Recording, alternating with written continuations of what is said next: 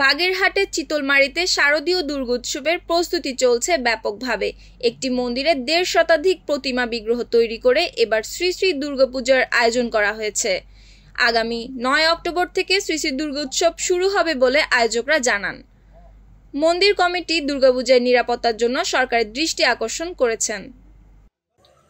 আমাদের এই চণ্ডীভিটায় এবারই এত বড় আয়োজন হতে যাচ্ছে। আমরা দেশবাসী সবাইকে আমন্ত্রণ জানাচ্ছি এই সার্বজনীন পূজা উদযাপনের জন্য। যদিও আমাদের দেশের বড় একটা অংশে এবছর অনেক বন্যা হয়ে গেল, সেই বন্যার্তদের জন্য মূলত আমরা সাহায্য সহযোগিতার হাত বাড়িয়েছি। তদুপরি আমাদের আয়োজন আরও অনেক ব্যাপক ছিল, তো বন্যার কারণে বা স্থানীয়ভাবে সবার সিদ্ধান্ত মোতাবেক আমরা এই দুর্গাপূজাটাকে কিছুটা সীমিত করেছি।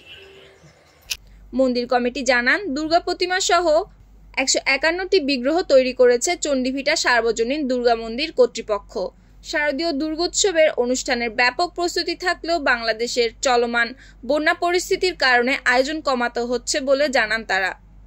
চিতলমারী উপজেলার চরবানিয়া পশ্চিমপাড়া গ্রামে এই চণ্ডীভিটা সার্বজনীন দুর্গা মন্দির অবস্থিত। মন্দির কমিটির উপদেষ্টা মোংলা বন্দর পরিচালক কালাচাঁদ সিংহ, মন্দির কমিটির সভাপতি সুনীল ঘরামি এবং পূজা উদযাপন কমিটির সম্পাদক কৃষ্ণদাস বিশ্বাস জানান, দেশের চলমান পরিস্থিতিতে নিরাপত্তার বিষয়টি নিয়ে এখন তারা চিন্তিত। পূজার প্যান্ডেল সহ এলাকা সিসি ক্যামেরা দ্বারা নিয়ন্ত্রিত হবে। চণ্ডীচরণ মর্দরভিটায় স্থাপিত চণ্ডীভিটা সার্বজনীন দুর্গা মন্দিরে প্রায় ৬৩ বছর আগে থেকে এই দুর্গাপূজা শুরু হয়।